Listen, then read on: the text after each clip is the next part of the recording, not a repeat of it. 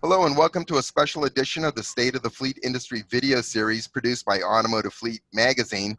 In this series designed to put a spotlight on key leaders in today's fleet management industry. And today I have the true honor of interviewing Rick Nicoletti, Vice President and General Manager of Napleton Fleet Group. And Rick's going to talk to us today about the origins of the fleet dealer segment, the role that it currently plays in today's market, and explore, some things that may be occurring in the near future. So with that, I want to thank you, Rick, for joining us. Thank you, Mike. It's always a pleasure to see you. I wish we were in person, but I think we'll have to do it through Zoom, and it's fine. Don't we all?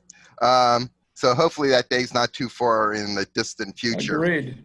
So let's get into the interview, and let's talk to your strengths, your experience. You've been in the fleet dealer segment since 1976, so that really makes you one of the true industry experts on this topic.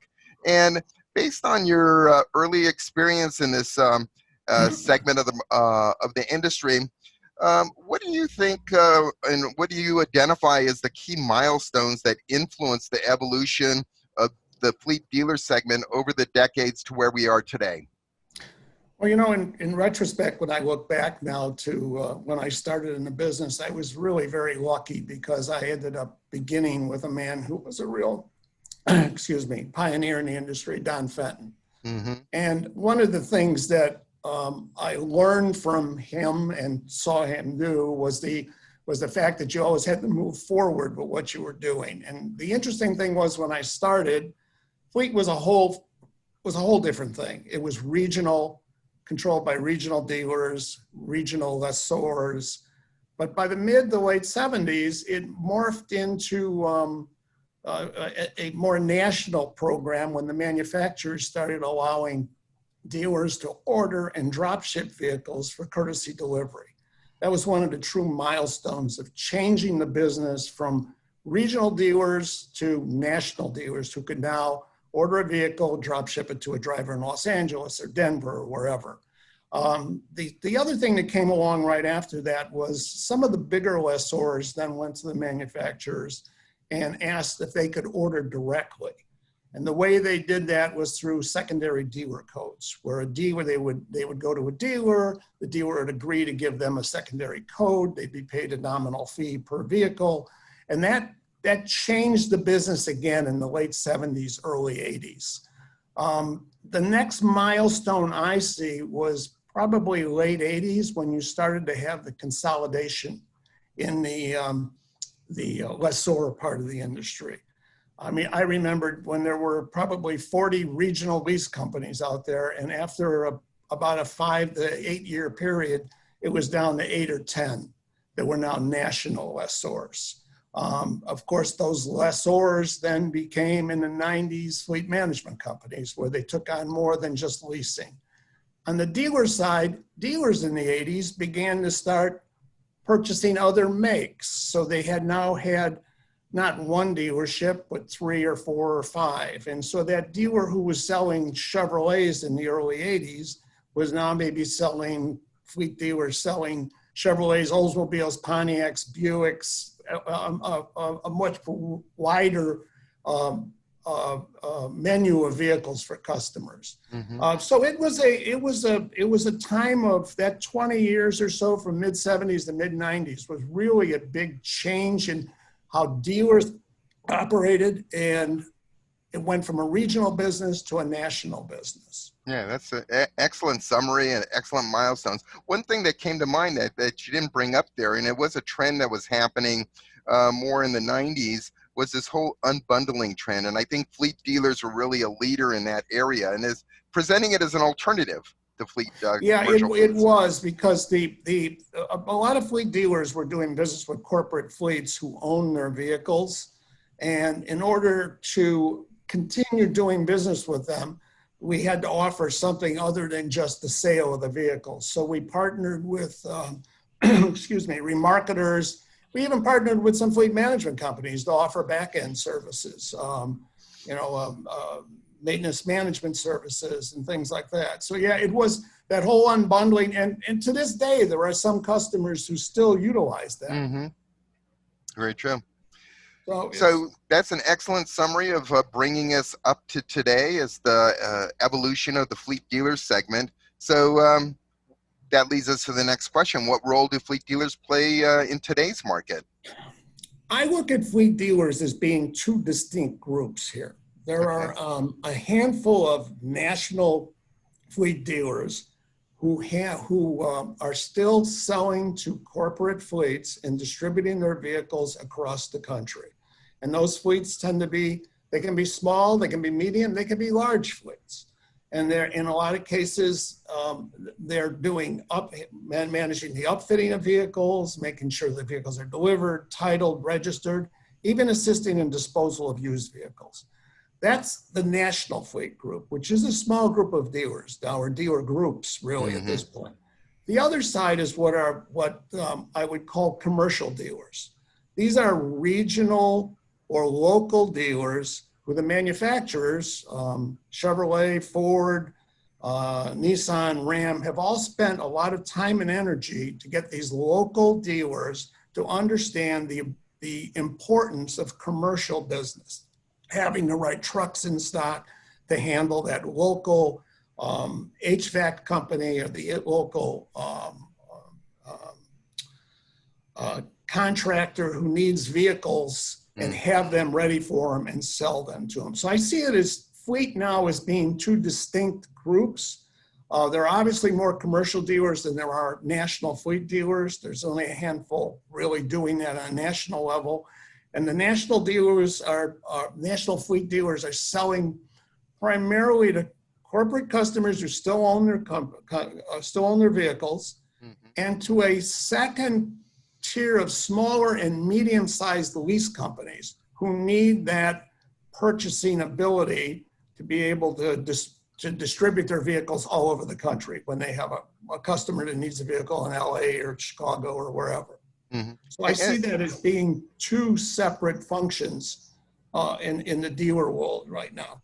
But the unifying aspect between those two groups, the national dealer group and then the commercial dealers, is being fleet minded, and that's really an important mindset that a dealer has to have in order to be successful in that area. And I'm just wondering, maybe you might be able to just elaborate on that a bit. The term fleet minded is bandied about, but what exactly does that mean? Well, I think one of the things that the manufacturers like with the commercial dealers is the fact that they have an idea what a commercial or fleet customer needs. So they will have vehicles in stock that an FMC or even a national dealer can utilize if they need a vehicle out of stock. They're usually much more receptive to handling a courtesy delivery and handling it well because they're used to talking to commercial drivers or commercial customers who come in. Their service departments are usually much more attuned. If there's a service problem, they handle those kind of problems. So it's a part of the business that's extremely important for the manufacturers, for dealers, and the dealers who are good at commercial business do extremely well in terms of profitability and other things, because it's a part of the business that a lot of dealers kind of shun. Sure. So it's a very important part of it, that commercial part. Well, and I think also commercial accounts, they're in a vocation. They're looking either landscaping, plumbing, HVAC, as you mentioned, and they need a tool. And there's a lot of loyalty among those commercial accounts and the dealers that they use if there's a good relationship there and the service is there. And it's smart if a dealer maintains that relationship, because you're not only handling the sale of the vehicle, you're handling service of the vehicle. You guys at Bob Business Media know that business very well too, because you got a whole magazine, Business Fleet, that just handles that small commercial customer. Sure. And it's the largest segment of our industry in terms of. And it is the largest segment in the industry, and it's a segment that hasn't had enough support for years. But now there are a number of dealers around the country who have figured out that this is really good business. One of the nice things that I like about in talking with fleet dealers is you genuinely are in the trenches. I mean, you're dealing with the customers face to face, the dynamics that are going on in the market. And I'm wondering if you might be able to just give me an assessment as how do you see the market now? You mentioned your business is actually pretty good. It, Um, some of that is influenced by the type of accounts you have, but could you give an overall assessment on the state of the fleet market from the commercial side to the large fleet side that you're experiencing? what we're experiencing in business has been very good. I think the biggest difficulty we have right now is there's no inventory. Mm-hmm. If someone's looking for a vehicle out of stock, it's almost impossible to find. It really becomes very difficult. In terms of orders, they're all being a little bit delayed, although the manufacturers are catching up slowly but surely. The van market's exploding and has been exploding, continues to explode. The pickup market is always very strong. We see business as being very strong right now and very good. Even when I talk to our dealerships, they see business as being very good. Has it changed? Yes. And is it going to be a permanent change? The expectation of the customers, I think, especially on the retail side, has changed. Yeah. Delivery of the vehicle to their house, delivery for service. That may trickle down the fleet at some point. It may. But It I'm may. I'm a big believer that long term, the more things change, the more they stay the same. There's certain Well, ways. I just think these few months have changed how people buying habits are. I think, and I think it'll trickle down to fleets too, especially smaller fleets. Maybe not the bigger ones, but certainly smaller fleets will start looking at, well, if I bought my retail car this way, why can't I buy my trucks this way for my fleet? So it'll be interesting to see what happens. And then I don't know, going further down, I mean, there's going to be lots of changes. There's going to be lots of changes to the industry. I look back and I think that things moved slowly for the first 20 years, and the last 20 years have been like rapid development of different things moving much too quickly sometime for all of us. That's probably a good point to leave it there, a little open-ended. The fundamentals are going to stay the same, I think, as we move forward. But nonetheless, we've reached our allotted time. It's a great conversation. I enjoyed the back and forth between us, and like to thank you for participating, and all the best. Thanks, Mike. Stay safe, stay healthy. You too.